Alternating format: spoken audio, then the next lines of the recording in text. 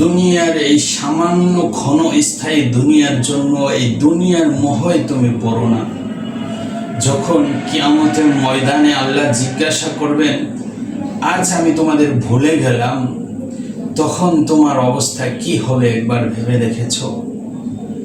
তোমার সামনে তোমার মূল জীবন হচ্ছে মৃত্যুর পর থেকে যে জীবনটা শুরু, ওটাই হচ্ছে তোমার মূল জীবন। তুমি তো এখন মাত্র একটা হল রুমের মধ্যে আছো, তুমি মাত্র একটা হল রুমে পরীক্ষা দিতে এসেছো, তোমার জাস্ট পরীক্ষা চলতেছে। তুমি কেন এটা বুঝো না? মহান আল্লাহ তার কোরআনে বলে দিয়েছে, যখন কাফেররা জাহান্নামের আগুনে জ্বলবে তখন তারা বলবে, রব্বানা আবসারনা, আমরা সব কিছু দেখলাম, ওয়া সামিআনা, আমরা সব কিছু শুনলাম এবং স্বচক্ষে সব কিছু প্রমাণ পেয়ে গেলাম।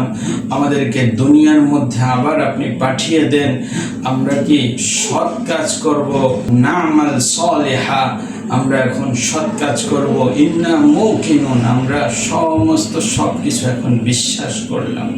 আল্লাহ বলবে, না, আর সময় নাই তোমাদের যখন সময় দিয়েছিলাম পৃথিবীর মধ্যে, ওটাই ছিল তোমাদের পরীক্ষা। তোমরা ঠিকমতো ঠিক কাজ করো নাই। তারপরের আয়াতেই আল্লাহ বলতেছে, আমি যদি চাইতাম, ওয়ালাউ শি'না লাআতাইনা কুল্লা নাফসিন হুদাহা, আমি সবাইকেই চাইলে হেদায়েত দিতে পারতাম, কিন্তু দুনিয়ার মধ্যে আমি পরীক্ষা করতে পাঠিয়েছিলাম। তোমাদের কোরআন ও হাদিসের মাধ্যমে কিভাবে চলতে হবে সব কিছু বলেও দিয়েছিলাম, কিন্তু কেউ তা শোনো নাই। আজকে ফাজুকু বিমা নাসিতুম, তোমরা তোমাদের স্বাদ, মানে তোমাদের এই যে জাহান্নামে দিবে এই স্বাদ আস্বাদন করো।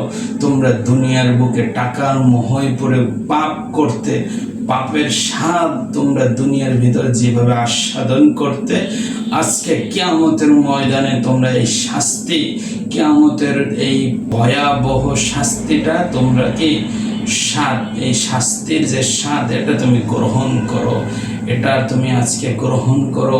আজকে আমি তোমাকে ভুলে গেলাম, যেই দিন তুমি দুনিয়ার বুকে আমাকে ভুলে গিয়েছিলে।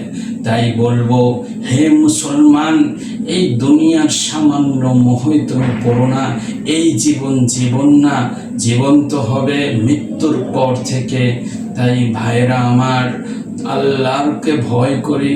আল্লাহকে যে যত বেশি ভয় করব, আল্লাহকে যে যত বেশি ভালোবাসবো, মহান আল্লাহ তাকে জান্নাত দিবেন। এটা আমাদের ভাবা উচিত।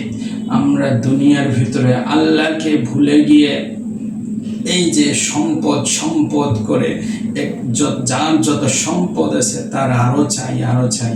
আল্লাহ বলছেন, আমি তোমাকে যে সম্পদ দিয়েছি তুমি তা থেকে কিছু দান করো। তোমার পাশে কত এতিম বাচ্চা থাকে, তোমার পাশে কত অসহায় মানুষ থাকে।